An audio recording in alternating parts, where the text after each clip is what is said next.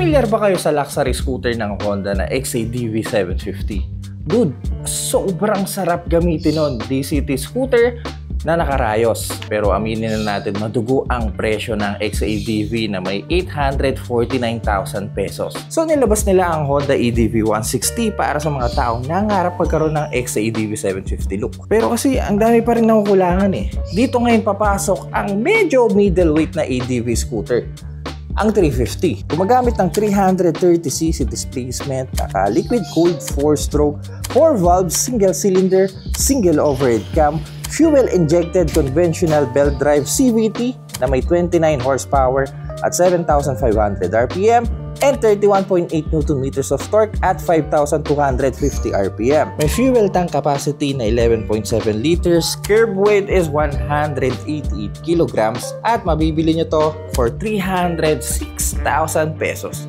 Ngayon meron dalawang kulay to. Isang matte gunpowder black metallic at itong Moscato Red na nasa harap nyo ngayon. Alam niyo ba yung pagkapula niya, sabihin na natin sa Fireblade ng Honda? Sa Fireblade medyo light yung pula nun. Ito medyo dark eh. Pakita ko lang din sa inyo pagkapula ng Honda CB dito sa garahe. Anyway, Moscato Red. Then may mga halong matte black at mga ilang glossy black fairings. Then tandiman mo ng gold mugs. Kakaiba ka talaga sa daan. So, sobrang ganda ng pagkakahol mo sa kanya. Ang daming mga Chinese brand na gumagaya dito. Umpisahan na rin natin dito sa harap. Meron tayong mataas na windshield. Kung ibababa nyo, pihit lang sa magkabilang gilid. So, hilahin nyo lang. Yan, ito yung pangalawa. Hilahin lang ulit. Pangatlo. At pang-apat. Ganyan siya kababa. Sabihin na natin yung ganito kababa, yung tipong mga pang city setup. Then kapag lalayo naman kayo, ayan, long distance setup. Familiar na front end, di na bago sa atin to dahil halos kamukha to ng ADV 160. Mas malapad lang. Meron tayong masungit na daytime running light, yung itsura niya, at LED twin beam sa harap. Katulad na meron ang sabihin natin Honda Click. All LED lighting system, maging ang turning light natin na nakalawit. Ayan, pasensya na kayo kung medyo nagpo-flash lang gaya ng shutter speed. Masungit na front end, sobrang ganda ng harapan ng ADV. Then hinaluan din nila ng mga black fairing tulad dito sa gitna at dito sa gilid. Sexy cat out sa side ng bike. Tingnan nyo, attention to details. Yung pagkakatapyas banda dito sa may tangke niya. Yan ay kahit papano, meron pa rin kayo mailagay dyan. Sabi nating bag nyo, kung lalayo kayo, ganun kayo ka-love ng Honda. Then may mga ilang scoop design kayo dito sa gilid. Malawak na footboard with rubber. As always. Parang medyo maliit lang sa parting to, no? Tignan nyo kung gaano kahaba yung metal foot pegs, oh. Komportable na apak ng mga pasahero nyo. Black fairing dito sa part na to. At meron tayong gold ADV 350 emblem. For our main seat, ganito po siya kalapad. Two-tone seat na may halong gray leather dito sa likod. Halos katulad ng upuan to ng bagong XADV 750. May gray din yung sa likod. Ano ba to? Rubber din ba to? Ay, hindi. Hanggang dito lang pala. Ito yung mga masarap pang malayuan. Grab bar para sa mga pasahero nyo nang sumabay sa ganda ng rear end. Buti hindi nila ginawang nakalawit dito, no? Ginawa nilang pa-side. Nice. Medyo compact yung LED taillight natin sa likod. Tapos biglang lapad ng cowling. Medyo sporty taillight tapos biglang lapad ng rear section. High quality turning lights. I think Honda lang gumagamit ng ganitong turning light. Hindi ko nakita to sa ibang motor eh. Sa ibang mga brand kasi halos naghihiraman lang sila ng design. Tsaka okay yung lapad ng fender natin sa likod. Keyless po ang scoot. At ito ang remote niya. Halos katulad ng ibang scooter na lower cc ng Honda. Meron tayong knob dito sa gitna. So every time na start natin yung motor, push lang natin. Ganda nitong part na ito. Napaka-premium. Halos katulad ng XADV 750. So yun, para mabuksan ang ating seat and fuel, kailangan nyo lang tutok yung knob dito sa actual seat and fuel. So for example, papagas tayo. Pindot lang dito sa kanan. Yan, nahangat siya. Medyo malalim lang. Siguro alalay na lang kapag magpapagas kayo kasi minsan may time na hindi mo makikita kung mapupuno na eh. Then, meron pa rin tayong lagay ng cup dyan sa bandang taas. Ayan, ganyan siya. So, hindi mo na kailangan ilagay ito kung saan-saan. Lagay mo lang siya dyan. Meron tayong lagayan dito sa left side ng bike. Meron tayong cover dito. Tsaka maganda yung pakiramdam kapag pinipintot mo siya. Hindi nga lang ganun kalakihan to. By the way, meron tayong charging port. This is Type-C, I think. Type-C nga. Cellphone check, iPhone 14 Plus. Decent din yung laki niya. Wallet, ang ilang papeles.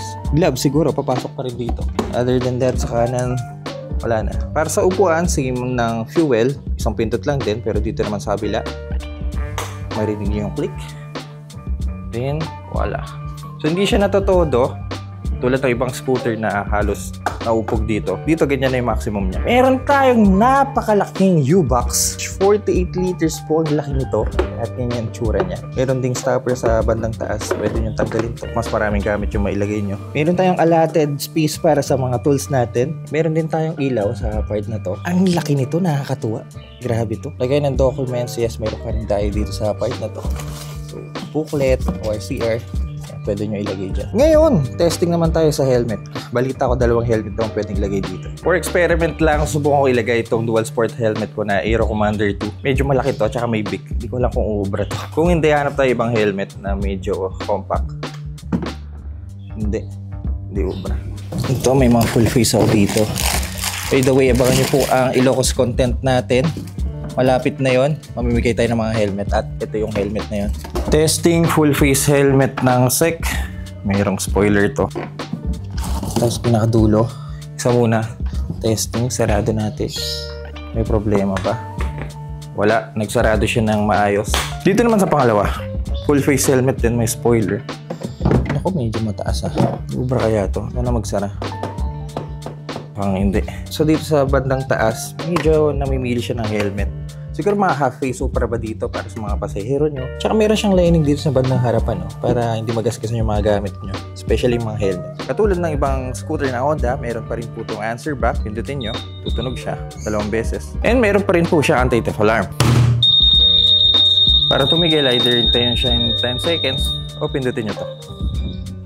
For our dash, meron tayong bagong 5-inch TFT display. Halos katulad ng ibang mga big bikes ng Honda to. May plastic pa dahil sobrang bago pa ng bike. Actually, kakakuha lang natin sa kasa nito. Hindi ko muna natanggalin na yan. Muna natin may cover yan. Honda logo din. Boom! Actually, kakababa lang talaga sa pickup nito. Hindi ko pa napapaandar sa kalsada to. Kakaayos ko ng pwesto dito sa garahe. Nagkaroon na siya ng 1 kilometer odo.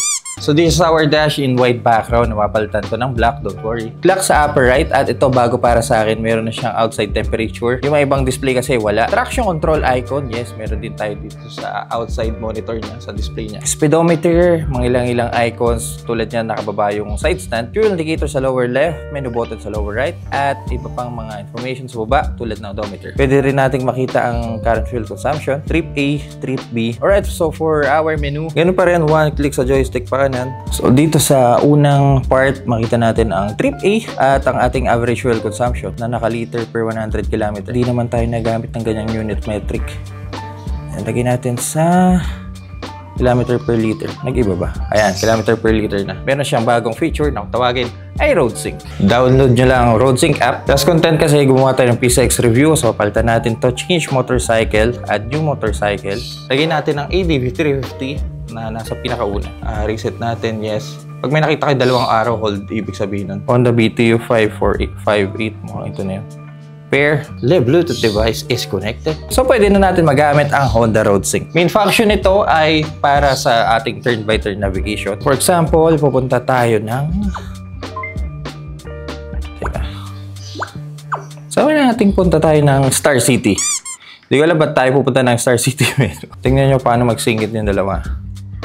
Head towards Phase 4. 400 meters turn left onto Don Placido Campos Avenue and then turn right. Annoying lang yung boses ng babae. Pwede yung i-listen yung mga sabihin niya.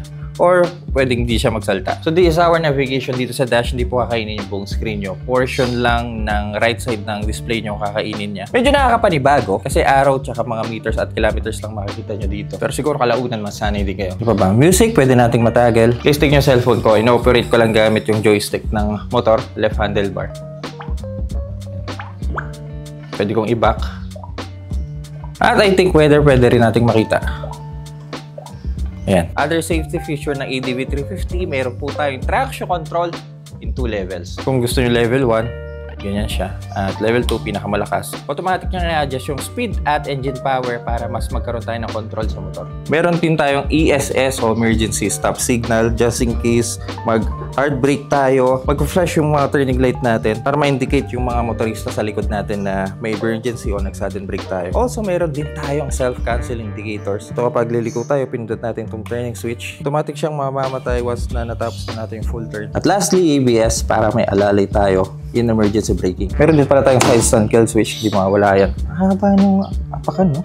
Dude, sobrang ganda ng nasa harapan natin ngayon. Parang ang daming nangyayari. Ganito yung mag-song cockpit eh. So may payong tayo for our display. Pang adventure talaga ang datingan. ADV logo. At meron tayong abang para sa mga accessories nyo. Naked handlebar. Ang ganda to kapag magkaklam tayo ng kung ano-ano. Cellphone holder, mga camera natin. Then may decent na spacing para sa turning natin.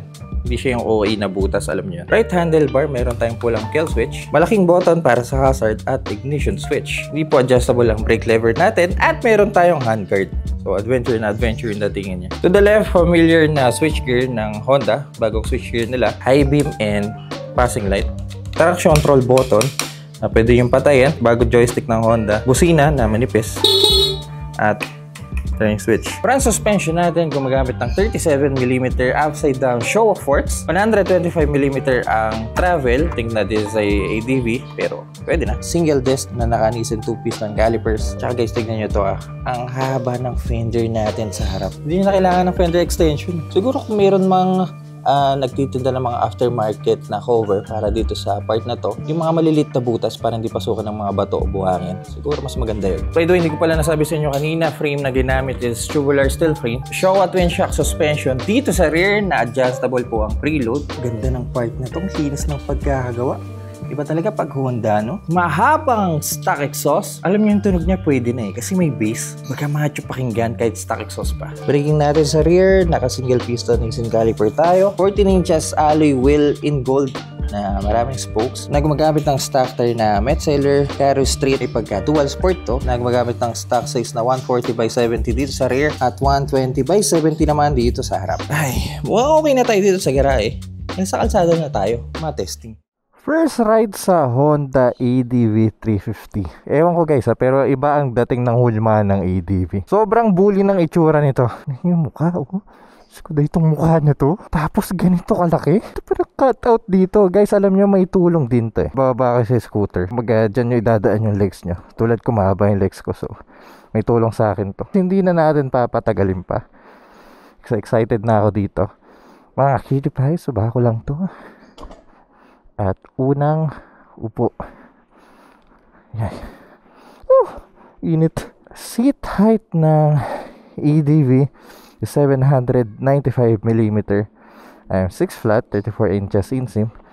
At ganito ang itsura natin sa ADV 350. Sarap sa pakiramdam, sarap ng upo natin. Sarap ng tindig ko kahit naka-standstill lang tayo. Binigyan pala natin ng Aero Commander 2 helmet. So Italian helmet. Legs ko medyo bent. Gawa nung ang lapad kasi ng upuan tsaka yung cowling niya. Tiptoe ako. Hindi ganun kataas, hindi rin naman ganun kababa. Well, pwede na. Well, para sa height ko, okay itong gantong seat height. Itong mirror na to parang pare sa PCX. Anything else, wala naman tayong dapat malaman dito. At tara na.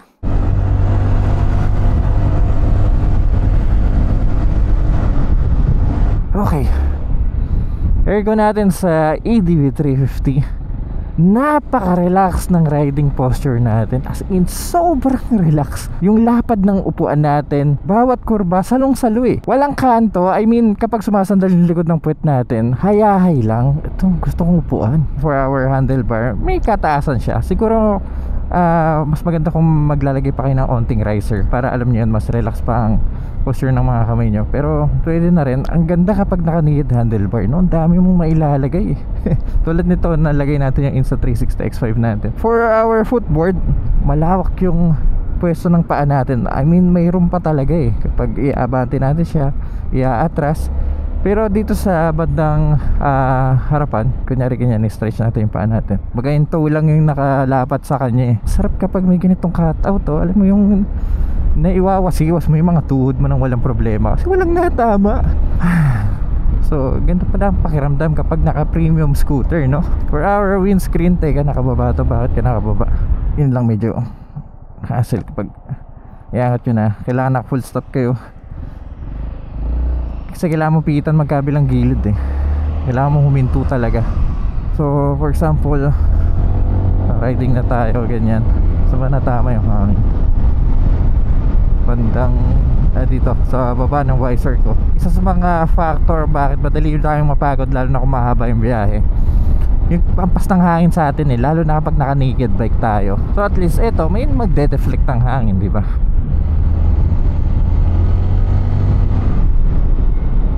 Ganda na ang handling ng bike. 188 kilograms pero hindi siya ganun kabigat. Ganda yung handling niya. And to think na medyo naka dual sport tire tayo, hindi siya madulas eh. I mean, okay yung kapit ng goma niya sa semento. Bilang isang tao na nakasubok na ng ADV 160, sobrang layo ba ng pakiramdam kapag nasa ADV 350 ka na? Guys, malayong malayo. Alam nyo, nung nasa showroom ako ng Honda, umupo ako sa bagong XADV 750, yung 2025 version. Kasi yung 2024, alam ko mas mataas yung seat height noon. Sa 25 medyo binaba nila. Parang mas malaki pa ang pakiramdam kapag nasa 350 ka kaya sa bagong XADV. Yun lang yung observation natin ha. May mga ibang scooter pa nga na 400cc na alam mo yun, parang 200cc lang. Nasa traffic light kayo at kailangan nyo ilapat ang dalawang paa nyo sa hig. Medyo mataas pala to. Ayan, tiptoe ako. So sa mga hindi masyadong pinalad sa height, isa yan sa mga factor na kailangan yung consider. Nasanay ako kapag nasa traffic light, automatic mamamatay yung makina gawa ng idling stop system. Dito wala eh.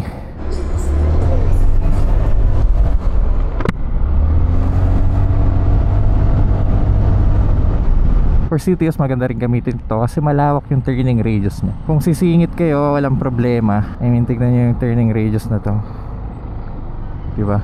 Alam nyo kapag humahawak ko ng scooter, una ko agad dinaalam yung overtaking power. Lately mga 160cc yung mga hinawakan natin. Medyo bitin.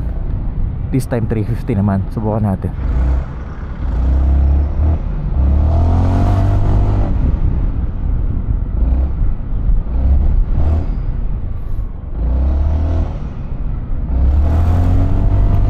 Iba yung tulak, men. Gandang power yung gusto ko. Kaliwa tayo dito, medyo maluwag na dito.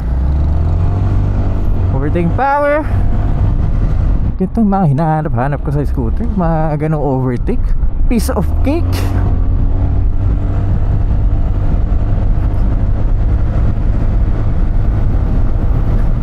Easy 100 to.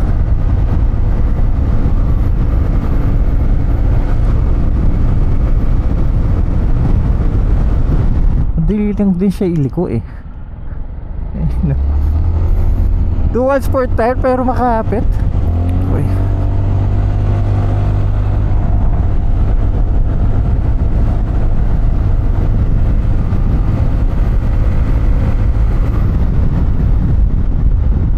$29 horsepower na may 31 Newton meters of torque. Kung ikukumpara natin siya sa bin nating X-Max, ito 350cc pero in papers 330cc lang to. Ang X-Max 300cc pero mga 292cc lang ata yun. Mas malakas to ng bahagya, sobrang bahagya lang. Pero ang X-Max kasi mas magaan, 183 kilograms doon at 188 naman dito. Mas malaki rin ang tanke nun, 13 liters tank. Ito kasi 11 point something lang. Na X-Max ginawa para sa akin hindi for city use. Ito kahit pa paano medyo kaya pa ng light off-road eh. Alalay lang kasi hindi rin naman ganun kataas ang ground clearance nito. Tsaka sa mga pothole hindi ganun kaganda mag-perform ang motor kasi maliit yung gulong natin. Hindi katulad mga adventure bike talaga. Also maikli lang yung travel ng suspension nito. So yun, alalay lang kapag mag-off-road kayo. Pero ganun pa man, overall mas pipiliin ko to kumpara sa X-Max. Tsaka mas mura ng bahagya to. Ang X-Max mabibili nyo ata ngayon for kano ba? 311,000, ito 306,000. So, actually hindi ganun nagkakalayo yung presyo, 5,000 difference. Pero mas pipiliin ko tindig nito, men. Mas bully yung itsura nito. Teka, makakapasok pa rin kaya tayo dito kahit 350cc lang. Sir, pwede ba pumasok ang 350cc dito? Oo.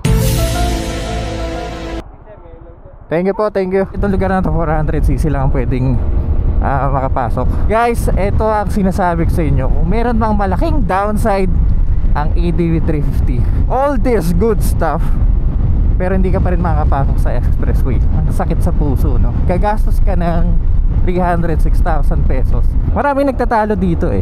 Pagka mahal-mahal daw, di naman makapasok sa expressway. Actually yung presyo niya, kung ikukumpara natin sa ibang brand, makakabili ka na ng mga 400cc eh.